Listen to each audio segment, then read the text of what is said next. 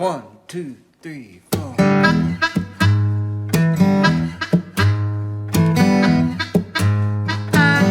Got to find a way if you wanna go. My name's Nick Hannaford. I'm the owner of the Enchanted Fig Tree on Kangaroo Island. There is nothing like it in the world. I've seen different tree houses and amazing outdoor dining areas in mangroves and all sorts of things. But an actual tree that is a fig tree that's we think 140 to 150 years old. You go inside the limbs and dine as a living restaurant. It's hard to explain. To give you a guide, 2 50-seater bus liners end to end is about the width of this thing, and it's about 2 stories high. So when you walk in, you actually go through a little opening in the tree. My mum actually started a little hole in the fig tree when she was a kid, and she played in the tree with her friends. Mum really was the one that found the tree and said, why don't we dine in it? And I remember growing up and Mum saying, come on, let's head off into the fig tree. Tablecloths and food would appear from nowhere. And our friends came over and said, oh, we're having lunch in the fig tree, and you know, it blew everyone away.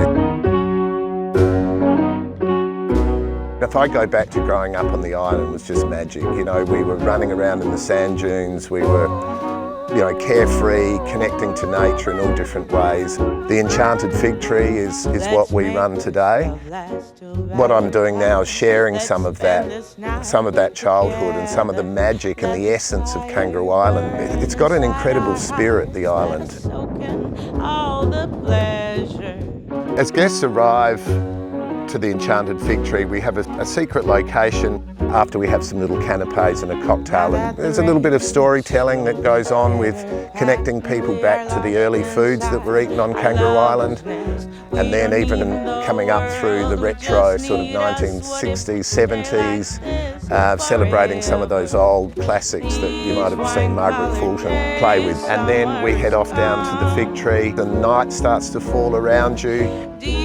My goal is to create magical and memorable experiences.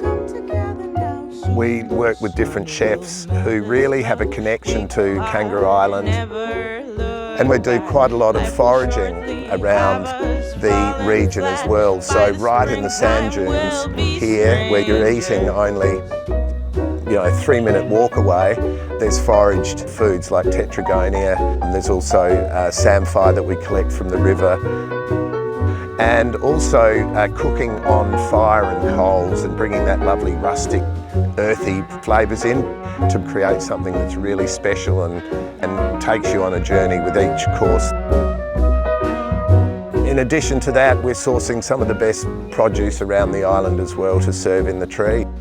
We also make sure we feature a lot of the best Kangaroo Island wines. Kangaroo Island is kicking goals and punching way above its weight with some of the wineries on Kangaroo Island.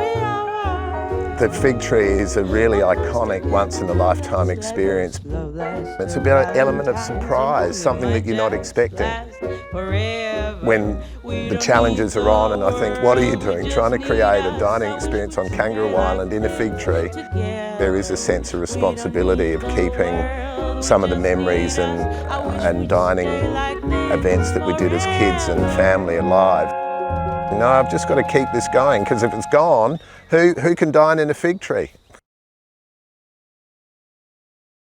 And, you know, Bob's your uncle, really.